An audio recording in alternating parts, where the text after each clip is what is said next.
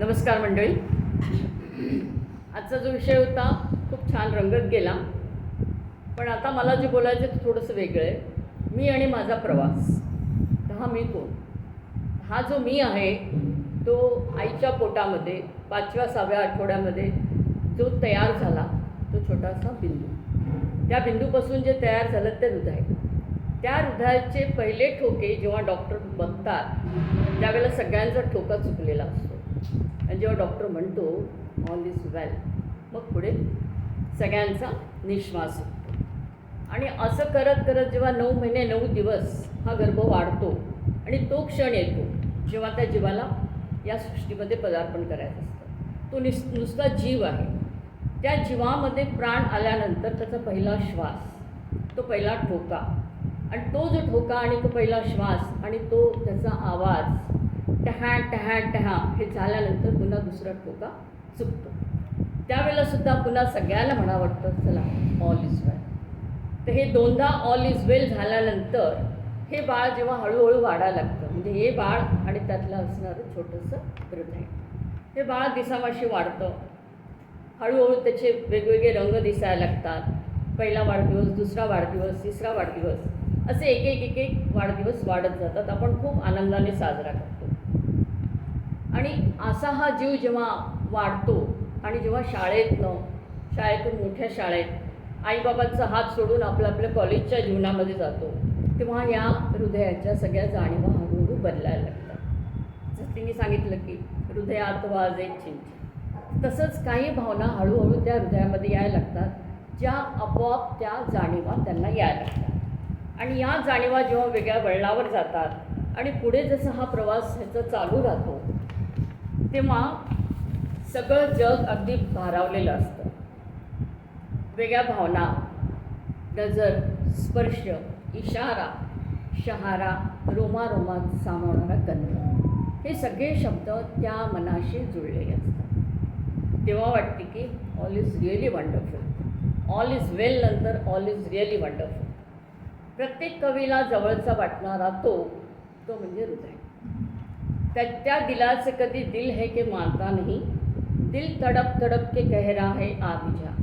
तर क्षणात दिल दिया दर्द लिया असे करूनही टाकून देतात. शेवटी काय, तर दिलवालों की दुनिया अजीबी है.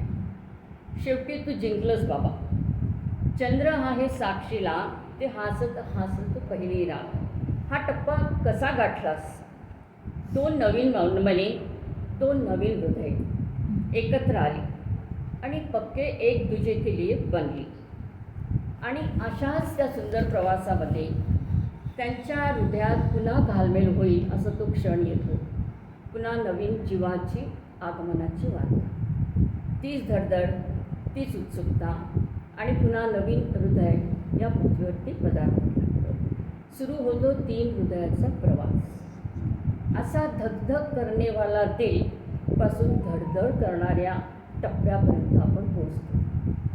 40शी आली, 50शी आली, अशीच दशकांची आरास चढत गेली. कधी तुला विचारावंसं वाटलं is it all well here? विसरून गेला असतो. आणि अचानक माझ्यावर आभूषणेसुद्धा चढवलीस आणि एका क्षणी व्हेंटिलेटरवरती लटकवलंस. या रे या, सारे या, गजाननाला आळूया. असंख्य डोळे, अनंत भावना, माझ्या चुकणाऱ्या ठोक्याबरोबर त्यांचाही एक ठोका चुकतो. पुन्हा प्रस्थान एका नवीन जीवाच्या शोधात. नवीन स्पंदने, नवीन ठोके, ठक ठक ठक. घाबरू नका, इथं मी आहे अजून. इथं हात ठेवून बघा, मी अजून आहे. इथं अजून ती धगधग चालू आहे. ती धगधग तशी फार मोठी नसेल, कदाचित मंद स्पंदने पण असतील, पण जाणीव ठेवा की मी अजूनही आहे इथे. शेवटच्या श्वासापर्यंत मी तुमच्याबरोबर आहे. पुन्हा एकदा म्हणा all is well and always well. आपण जे लहानपणी गाणं ऐकलेलं असेल, our heart is beating keeps on repeating, त्यावेळेला जे गाणं होतं ते होतं my heart is beating keeps on repeating and I'm waiting for you. But now the time is changed. now our hearts are beating, keeps on repeating, we are in love. We are in love for what? A beautiful morning, a wonderful walking, music and dancing. We are in love for laughing, clapping, talking to each other, sharing everything, relaxing, listening and respecting. We are in love of chanting and praying.